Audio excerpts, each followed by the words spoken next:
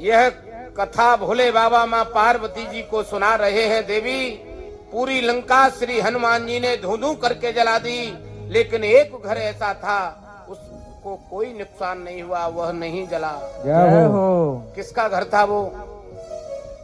एक विभीषण कर ग्रह नाही। क्यों नहीं जला जानते हो?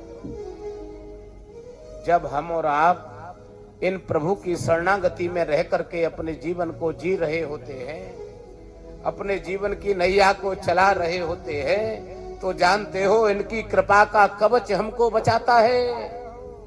पूरी लंका में एक विभीषण जी ही ऐसे हैं जिनका भजन का प्रताप रावण को आनंदित बनाए हुए है। जय हो। रावण की अपनी कमाई नहीं है ये।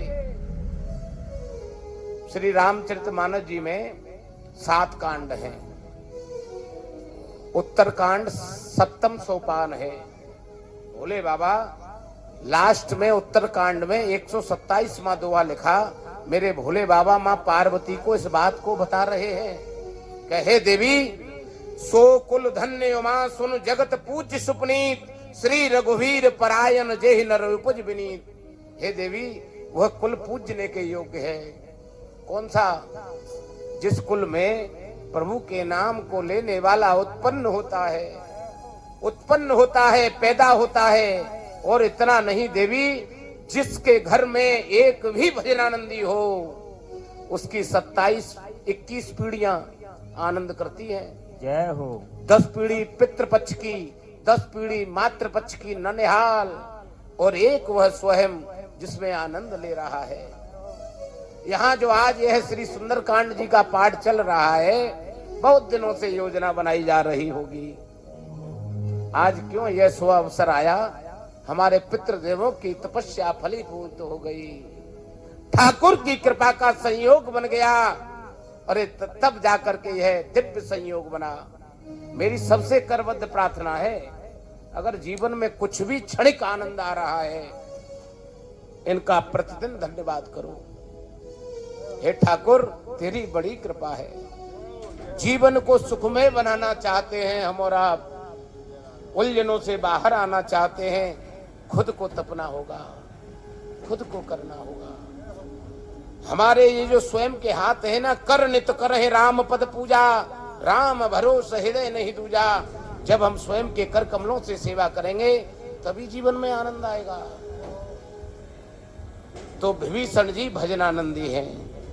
रावण के लंका जो आनंदित बनी है, वो केवल एक विभीषण जी के भजन के प्रताप से बनी है। हम आप भी अपने ग्रस्त जीवन को आनंदमय बना सकते हैं। कैसे बनेगा? दूसरों से कुछ मत चाहो, स्वयं तपने लग जाओ, स्वयं करो।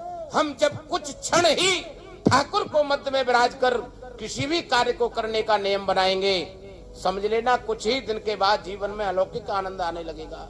जय हो। और इतना नहीं, जितने लोग आपके साथ रहते होंगे, वो भी धीरे धीरे धीरे धीरे आनंद में रहने लगेंगे।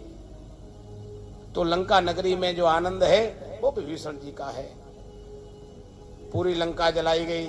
भोले बाबा बताते हैं विभीषण जी का घर नहीं जला। लंका जलाने के बाद श्री हनुमान जी माँ जानकी जी के सामने बहुत छोटा सा रूप बनाकर खड़े हो गए।